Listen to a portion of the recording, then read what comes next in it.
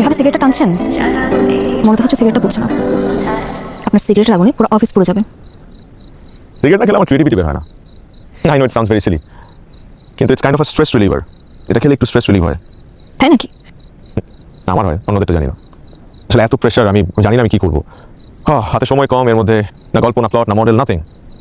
সব কিছু আমারই করতে হয়। আর আমার গ্রুপ মেম্বারদের সম্পর্কে তো আপনার খুব ভালোই ধারণা আছে। এক একজন এক এক বিষয় পারদর্শী, কিন্তু তাদের কারো এক্সপার্টিজ আমি নিতে পারিনি আজ পর্যন্ত।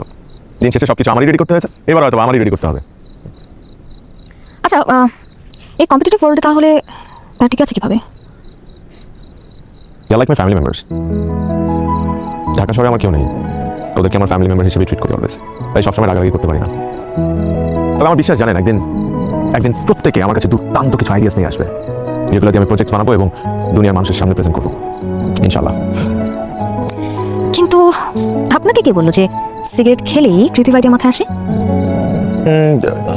আপনি জানেন, যারা সিগারেট খায় আর কি, এই লাইনটা শুধুমাত্র তাদের মানসিক সান্ত্বনা, কিন্তু কিছু মানুষের জন্য এটা মানসিক যন্ত্রণা। এখন আপনি চিন্তা করুন যে মানসিক সান্ত্বনা নেবেন নাকি মানসিক যন্ত্রণা দেবেন? কাকে যন্ত্রণা দিব? আমাকে। আপনাকে কিভাবে যন্ত্রণা দিলাম? এই যে এই সিগারেট খেয়ে। সরি। Thank you.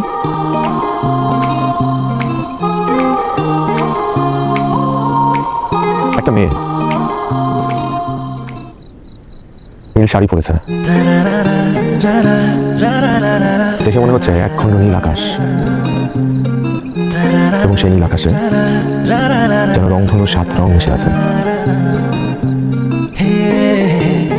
বাতাসে তার খোলা চুলগুলো এলোমেলো হয়ে আছে, কিন্তু দেখতে দারুণ লাগছে। কিভাবেই তার ঠোঁটের কোনায় মিষ্টি একটা হাসি লেগে আছে। যে কোনো ছেলে এই মেয়ের ট্রাই করতে পারত।